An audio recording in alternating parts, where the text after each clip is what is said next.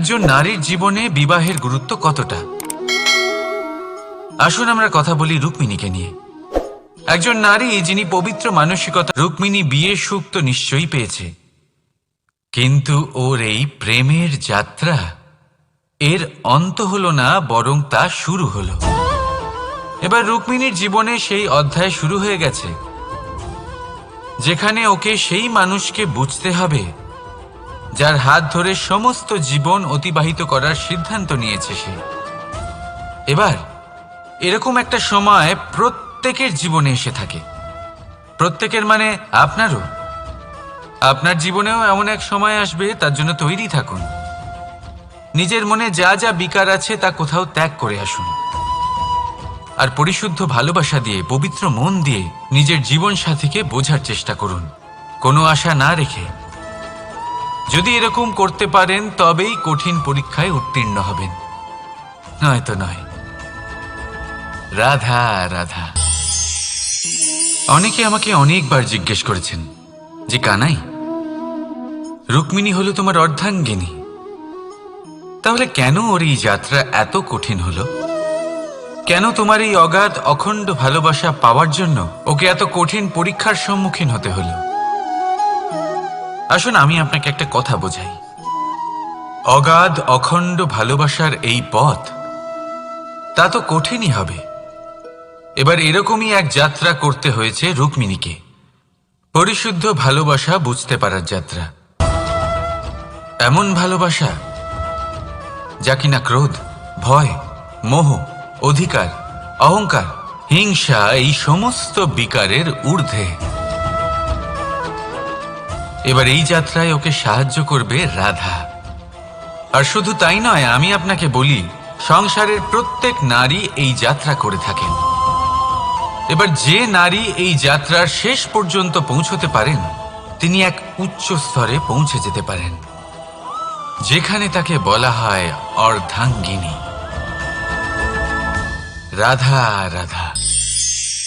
সমস্যা। এবারে বলুন, সমস্যা কার জীবনে নেই? প্রত্যেকের জীবনে সমস্যা থাকেই। হ্যাঁ ঠিক আছে, জীবন আছে যখন, তখন সময়ের সাথে সমস্যাও আসবে, কিন্তু প্রত্যেক সমস্যাই কি সময়ই নিয়ে আসে? না, আপনি সমস্ত সমস্যার দায় সময়কে দিতে পারেন না। বেশিরভাগ সমস্যা তো এমন হয়ে থাকে যাদের আমরা নিজেরাই ডেকে আনি। হে সমস্যা, এসো, আমি তোমার জন্য অপেক্ষা করছি। কিভাবে? এবার এটা নির্ভর করছে আপনার হ্যাঁ বা না এর ওপরে। বেশিরভাগ সমস্যাই এই জন্য আসে যেহেতু আমরা বারবার হ্যাঁ বলতে থাকি, আর বেশিরভাগ সমস্যা এই জন্যই আসে যেহেতু আমরা সঠিক সময় না বলতে পারি না। সেই জন্য না ভেবেচিন্তে কোনো কথা বা কোনো প্রস্তাবের সমর্থন করলে তা আপনাকে খুব বড় বিপদে ফেলে দিতে পারে। সেইখানেই কখনো না না বলতে পারা তা আপনাকে তার থেকেও বড় বিপদে ফেলে দিতে পারে। তাই মনে রাখবেন এই অত্যন্ত জরুরি শিক্ষা, সব সময় খুব ভেবেচিন্তেই হ্যাঁ বলবেন আর দৃঢ়তার সাথে না বলবেন। আর বিশ্বাস করুন, আপনার জীবন অত্যন্ত সুখময় হয়ে যাবে। তাহলে আসুন আমার সাথে ভালোবেসে বলুন, রাধা রাধা। সাফল্য। সাফল্য এই পৃথিবীতে কে না পেতে চান? প্রত্যেক মানুষ চান যেন সাফল্য নিজে এসে তার কাছে ধরা দেয়। এবার সাফল্য তাদের কাছে এসে ধরা দেয় যারা নিজের পা ধরাতলে রেখে চলেন, যারা স্বপ্নের জগতে বিচরণ না করে বাস্তবের মাটিতে পা রেখে চলেন, এবং তাও দৃঢ়তার সাথে। সাফল্য তারা পান না যারা বাড়িতে বসে বসে শুধু স্বপ্ন দেখেন। সাফল্য নিজে থেকে তাদের কাছেই আসে যারা নিরন্তর চেষ্টা করেন, যারা পরিশ্রম করেন আর নিজের এই জীবনকে অন্যের কাছে সফল করে দেখান। তাহলে সিদ্ধান্ত হলো আপনার। সফল সবাই হতে চান, স্বপ্ন সবাই সার্থক করতে চান। স্বপ্ন তখনই সার্থক হয় যখন পরিশ্রম করবেন, আর সাফল্য তখনই আপনার সাথে থাকবে যতক্ষণ আপনি বিনম্র থাকবেন। তাহলে আসুন আমার সাথে ভালোবেসে বলুন, রাধা রাধা। এই পুষ্প দেখতে পাচ্ছেন আপনি? কি সুন্দর এই পুষ্প। সবাই চায় এরকম কোনো এক পুষ্প সে নিজের করে নেবে, নিজের কাছে রাখবে। এবার ভাবুন, এই পুষ্প যে সম্মান পায় তা কিসের জন্য পায়? শুধু কি তাকে সুন্দর দেখতে বলে? আসুন আপনাকে একটা কথা বোঝাই। এই ফুল যখন গাছে থাকে তখন এই রূপ আমাদের আকর্ষণ করে। এই ফুল দিয়ে যদি আপনি মালা বানান, কোনো মূর্তিতে দেন, তাহলে তা সম্মানের নিদর্শন হয়। এবার এই ফুলই যদি আপনি বিছানাতে ছড়িয়ে দেন, তাহলে সেই দৃশ্য দেখে সেই সুবাসে আপনার মন পুলকিত হয়ে ওঠে। কিন্তু ভাবুন, এই পুষ্পই যদি আপনি চিতায় সাজান, তাহলে এই পুষ্পকে আর কেউ সম্মান করে না। একই রকম কথা, সেই একই পুষ্প এক পরিস্থিতিতে সম্মান পাচ্ছে, এক পরিস্থিতিতে নয়। কেন? কারণ এতেই লুকিয়ে রয়েছে একটা গুরুত্বপূর্ণ শিক্ষা। এর সারমর্ম হলো এটাই যে এই সম্মান ব্যক্তি বা বস্তুকে করা হয় না, সম্মান করা হয় সময় এবং পরিস্থিতিকে। এবার এই যে সময়, তা কখনোই আমাদের বশে থাকে না। আমাদের বশে থাকে পরিস্থিতি। আমাদের পরিস্থিতি কেমন হবে তার সিদ্ধান্ত স্বয়ং আমরাই নিই। আর যেরকম আমাদের পরিস্থিতি হবে সেরকমই আমাদের সম্মান করা হবে। তাহলে আসুন আমার সাথে ভালোবেসে বলুন, রাধা রাধা। আপনি কখনো কোনো ঝর্ণার ধারে বসে থাকুন আর সেই ধ্বনি শুনতে থাকুন। আহা হা হা, সেই ধ্বনি মনকে শান্ত করে দেয়, আমাদের মধ্যে এক আনন্দের সঞ্চার করে। একেই আমি বলি নৈসর্গিক সঙ্গীত। কখনো ভেবে দেখেছেন এই সঙ্গীত উৎপন্ন করার জন্য জলকে কত পরিশ্রম করতে হয়, কি না করতে হয়? ভেবে দেখুন, সেই জল কোথা কোথা থেকে পড়েছে, কত কত পাথরের সাথে ধাক্কা খেয়েছে, কত তীক্ষ্ণ পাথরের সাথে সম্মুখীন হয়েছে, তাকে কিভাবে পার করেছে, নিজের শরীরের সাথে লেগে থাকা সেই পাথরের সাথে কিভাবে সংঘর্ষ করেছে, কিভাবে সামনে এগিয়েছে। ভাবুন, এই সব কিছু হওয়ার পরেই সেই সঙ্গীত উৎপন্ন হয়েছে। এই ঝর্ণার এই মধুর সঙ্গীত কখনো আপনার কান পর্যন্ত পৌঁছতই না যদি সেই জলের বিরোধিতা করার জন্য সেই পাথর না থাকত।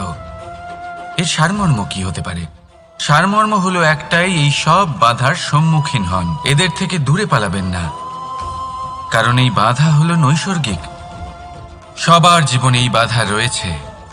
তার সম্মুখীন হন, জীবনের সামনে এগোন। আর আপনিও নিজের ভেতর থেকে সৃষ্টি করুন এই নৈসর্গিক সঙ্গীত, আর এই সংসারে ছড়িয়ে দিন শান্তি আর প্রসন্নতা। রাধা রাধা। সংসারে নিয়তি অনেক কিছু নির্ধারণ করে, যেমন প্রত্যেকটি জিনিসের সীমারেখা। শরীরের মধ্যে থাকা জল, তার মাত্রাও এই নিয়তি নির্ধারিত করে রেখেছে। কি করে? দেখুন, যদি সঠিক সময়ে আপনি পরিশ্রম করে নিজের ঘাম না ঝরান, তাহলে কিছু সময় পরে আপনার চোখের জল অবশ্যই ঝরবে। কারণ সবকিছু যদি ভাগ্যের জোরে পেয়ে যাওয়া যায়, তাকে কর্মের দ্বারা সামলে রাখতে হয়। যদি পরিশ্রম করতে থাকেন, তাহলে যা পেয়েছেন তা সামলে রাখতে পারবেন, আর যা যা আপনি পেতে চান তা অবশ্যই পাবেন। কিন্তু যদি পরিশ্রমের থেকে দূরে থাকেন, তাহলে যা পেয়েছেন তা তো হারিয়ে ফেলবেনই, আর যা পেতে চান তার তো কোনো প্রশ্নই ওঠে না, আর বয়ে যাবে শুধুমাত্র অশ্রু। এবার সিদ্ধান্ত আপনার। কি ঝরাতে চাইবেন আপনি? ঘাম নাকি অশ্রু? রাধা রাধা। এই জীবনে মানুষ শুধু তিনটি জিনিসের পেছনে ছোটে: ছায়া অর্থাৎ সঙ্গী সম্মান, কায়া অর্থাৎ সুন্দর বলিষ্ঠ শরীর, আর তৃতীয় হল মায়া অর্থাৎ ঐশ্বর্য।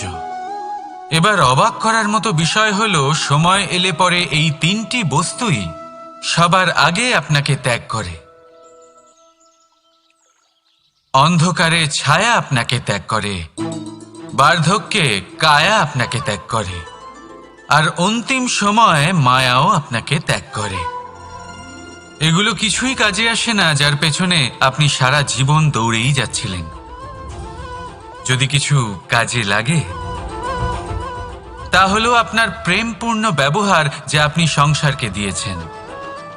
এ হলো সেই প্রেম যা অন্ধকারে প্রদীপ হয়ে আপনাকে আলো দেবে। এ হলো সেই প্রেম যা বার্ধক্যে হাত রূপে আপনাকে শক্তি দেবে, সহায়তা করবে। আর যখন আপনার কাছে অর্থ থাকবে না, তখন এই প্রেমই আপনাকে সামর্থ্য যোগাবে। জীবনে যদি কিছু উপার্জন করতে চান তাহলে শুধু প্রেম উপার্জন করুন। যদি আপনিও আমার মতো দূরের কথা ভাবতে চান তাহলে শুধুমাত্র প্রেম উপার্জন করুন। আর এখন এই প্রেম ভাব নিয়েই বলুন, রাধা রাধা। কখনো প্রদীপ জ্বালাতে গিয়ে আপনার হাত পুড়ে গেছে? একবার মনে করে দেখুন সেই অনুভূতি। এক্ষুনি মনের মধ্যে যন্ত্রণার এক অনুভূতি বয়ে যাবে। কখনো হাঁটতে হাঁটতে পায়ে কাঁটা ফুটে গেছে? মনে করুন, এক্ষুনি মনের মধ্যে যন্ত্রণার এক অনুভূতি বয়ে যাবে। এরকম কেন হয়ে থাকে? কষ্ট তো শুধু তখন হয়েছিল, কিন্তু যদি আজ মনে করেন তাহলে সেই যন্ত্রণা আপনার মনে মাথায় থেকেই যায়। এরকম কেন হয়ে থাকে যে জীবনে যখনই আমরা যন্ত্রণার অনুভব করি তারপর আমরা সেই যন্ত্রণা নিজের সাথে বহন করে নিয়ে চলি? কারণ হলো একটাই, চিন্তা। কোনো যন্ত্রণাই এতটা কষ্ট আমাদের দেয় না যতটা কষ্ট এই চিন্তা দেয়। তাহলে এই চিন্তা ত্যাগ করুন আর ভাবুন যে কিভাবে নিজেকে সবসময় আনন্দে রাখা যায়। আর অতীতকাল এবং ভবিষ্যতের চিন্তা ছেড়ে দিন, এই বিষয়ে ভাবাই ছেড়ে দিন। শুধুমাত্র এটা ভেবে নিন যে আজ আমায় নিজেকে আনন্দে রাখতে হবে যে করেই হোক। এটা করা শুরু করে দিন। তারপর আপনি দেখবেন আপনার কাল, পরশু, পরের সপ্তাহ, সমস্ত মাস, সমস্ত বছর, পরের বছর, সম্পূর্ণ জীবন আপনি শুধুমাত্র প্রসন্নতাই পাবেন। এবার আসুন এই প্রসন্নতার সাথেই বলুন, রাধা রাধা। কখনো ভেবে দেখেছেন আমরা জিহ্বার সাথে সাথে কান কেন পেয়েছি? এবার আপনি বলবেন এ তো সহজ কথা, যাতে আমরা কথা বলার সাথে সাথে শুনতেও শিখি। এবারের আরো একটা গুরুত্ব আছে। আগে আমাকে বলুন, নিজের প্রশংসা শুনতে কার না ভালো লাগে? সবারই ভালো লাগে। এটাই হলো মূল কথা। যদি এই কান দিয়ে আপনি নিজের প্রশংসা শুনতে চান তাহলে সর্বপ্রথম এই জিহ্বা দিয়ে অন্যের প্রশংসা করতে শিখুন। এবার প্রশংসার বিষয়ে একটা অত্যন্ত গুরুত্বপূর্ণ কথা আপনাদের বলি। কখনো যদি কারোর প্রশংসা আপনি করেন তাহলে সবার আগে সেই ব্যক্তির উৎসাহ বেড়ে যায়। আর তারপর নিজে যদি ভেবে দেখেন তাহলে নিজের মনেও সন্তুষ্টি আর প্রশান্তি চলে আসে। আর একবার যদি এই মন প্রশান্তিতে ভরে যায় তারপরে কেউ প্রশংসা করুক বা না করুক কিচ্ছু যায় আসে না। সেই জন্য সবসময় অন্যের সম্মান করবেন, স্নেহ করবেন, প্রশংসা করবেন, সুখ ভাগ করে নেবেন। যার মধ্যে যেটা ভালো আছে তা বলুন, তাকে মনে করান তিনিও ভালো, তার উৎসাহ বাড়িয়ে তুলুন। তিনি জীবনে সামনে এগোবেন আর এই ব্রহ্মাণ্ড আপনাকে কখনো পিছিয়ে থাকতে দেবে না। রাধা রাধা। সত্য এবং অসত্য দুটোর মধ্যে পার্থক্য কি আছে? পার্থক্য হলো অ অক্ষরটার। এবার অ দিয়ে হতে পারে আরম্ভ, অ দিয়ে হতে পারে অন্ত। সত্য হলো সেটা যেখানে সমস্ত পথের আরম্ভ হয়, অসত্য সেটা যেখানে সমস্ত পথের শেষ হয়। এবার এরা চলতে হয়তো পারে না, কিন্তু তাও ছাপ রেখেই যায়। সত্য সেই ছাপ রেখে যায় যা একটা উজ্জ্বল উৎকৃষ্ট উদাহরণ হতে পারে, আর অসত্য সেই উদাহরণ তৈরি করে যা একটা কলঙ্কিত ইতিহাস তৈরি করে। এখন আপনি আগামী সময়ের জন্য কেমন ছাপ রেখে যাবেন, এই সিদ্ধান্ত পুরোপুরি আপনার। রাধা রাধা। চলুন একটা প্রশ্ন করি। কোনো মানুষকে না, এবার বলুন, আপনি জীবনে মূর্খ ও বিবেকহীন হবার জন্য কোনো ভালো পরিকল্পনা বানিয়েছেন? উত্তর পাবেন না। কারণ কোনো পরিকল্পনা বানানো হয় না যাতে আপনি মূর্খ বা অসফল হন। মানুষ মূর্খ বা অসফল তখন হন যখন কোনো পরিকল্পনাই থাকে না। দেখুন, একটাই ছোট জীবন, তাকে স্থির করুন যাতে অনেক বেশি সংখ্যক মানুষকে আপনি জুড়ে রাখতে পারেন, অনেক বেশি শান্তি পেতে পারেন, অধিকতর সাফল্য লাভ করতে পারেন, বেশিরভাগ মানুষের পথপ্রদর্শক হয়ে তাদের মঙ্গল করতে পারেন। অসফল হয়ে বাড়িতে বসে থাকার চেয়ে ভালো হলো যে আপনি একটা পরিকল্পনা করে অসফল হন, কারণ তখন আপনার কাছে আরও একটা বিকল্প থাকবে, একটা নতুন পরিকল্পনা বানানোর, তাকে সার্থক করার। কারণ এমন কোনো পরিকল্পনা তো অবশ্যই থাকবে যা আপনাকে আপনার লক্ষ্যে পৌঁছে দেবে, তাই তো? রাধা রাধা। সূর্য কারোর জন্য হলেন শক্তিদাতা ঈশ্বর, আবার কোনো প্যাঁচার জন্য হলো চোখ বন্ধ করে দেওয়ার মতো তীব্র আলো। নদী কারোর জন্য হলো তৃষ্ণা মেটানোর স্রোত, আবার কারোর জন্য বন্যারূপী বিনাশকারী আশঙ্কা। সাগর কারোর জন্য হলো নোনা জলের ভাণ্ডার, আবার কারোর জন্য অগন্তি প্রাণী জগতের সম্ভার। প্রশ্ন হলো, প্রত্যেক ব্যক্তির জন্য প্রত্যেক অনুভূতি বা বস্তুর সারমর্ম আলাদা কেন হয়ে থাকে? যা কারোর জন্য হলো বিষ, তা অন্য কারোর জন্য অমৃত কেন? যা কারোর জন্য অমৃত, তা অন্যের জন্য বিষ কেন? উত্তর বড়ই সোজা। আমরা বস্তু বা অনুভূতিগুলিকে সেভাবে দেখি না যেরকম তা হয়ে থাকে। আমরা বস্তু বা অনুভূতিকে সেভাবে দেখি যেরকম আমরা হয়ে থাকি। এবার এর উপায় কি হতে পারে? নিজেকে পরিশুদ্ধ করুন, সব কিছুই শুদ্ধ হবে। রাধা রাধা। প্রেম, ঘৃণা, এই দুই হলো একই শব্দ। কিভাবে? দেখুন না, দুটোতেই আড়াই অক্ষর রয়েছে। দুটোই হলো সেই অনুভূতি যা আমাদের মনের সাথে জড়িত, আর এই দুই অনুভূতির সাথেই জড়িত মানুষ আমাদের জন্য গুরুত্বপূর্ণ। পার্থক্য শুধু এটাই যে প্রেম পায় সম্মান আর ঘৃণাকে করা হয় অবজ্ঞা। এরকম কেন? কারণ প্রেম হলো সেই অনুভূতি যেখানে মানুষ সব কিছু দিয়ে দিতে চায়, সব কিছু লুটিয়ে দিতে চায়। সেখানে ঘৃণা হলো এমন অনুভূতি যেখানে মানুষ সব কিছু কেড়ে নিতে চায়, সব কিছু জিতে নিতে চায়। তাও প্রেমের অনুভূতি কখনো আপনাকে হারতে দেয় না, আর ঘৃণার অনুভূতি কখনো আপনাকে জিততে দেয় না। এবার কি করবেন আপনি? একটাই জীবন, ঘৃণার সাথে বাঁচবেন নাকি প্রেমের সাথে? আমি তো প্রেমকেই চয়ন করব। রাধা রাধা।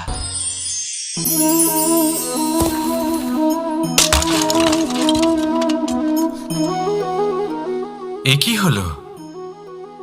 আমি আঘাত পেতেই এটা হাত থেকে পড়ে গেল কেন, ভেঙে গেল কেন?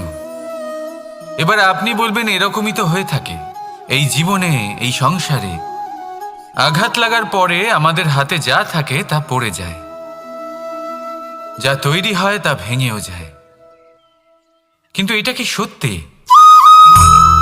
আপনাকে একটা কথা বলে রাখি, আঘাত পেয়ে পড়ে যাবার পরে সংসারের যে কোনো বস্তুই হাত থেকে পড়ে যাক না কেন, সাফল্য অবশ্যই আসে। যতই খারাপভাবে আপনি পড়ে যান, আপনি আঘাত পান, ভবিষ্যৎ অবশ্যই ভালো হবে। কারণ এই আঘাত, অসফলতা, এই অসুবিধা, এগুলো আমাদের এমনভাবে পরিশুদ্ধ করে যেমন আগুন সোনাকে করে থাকে। সেই জন্য জীবনে শুধু সামনে এগোতে থাকুন, দৃঢ়তার সাথে এগোতে থাকুন, আর কখনো আঘাত পেয়ে পড়ে যেতে ভয় পাবেন না, কারণ এটা আসন্ন সাফল্যের সংকেত। আর সাফল্য তখনই আসবে যখন আপনি পড়ে যাবেন, যখন আপনি আবার উঠে দাঁড়াবেন এবং আপনি আবার জীবনে সামনে এগোতে থাকবেন। রাধা রাধা।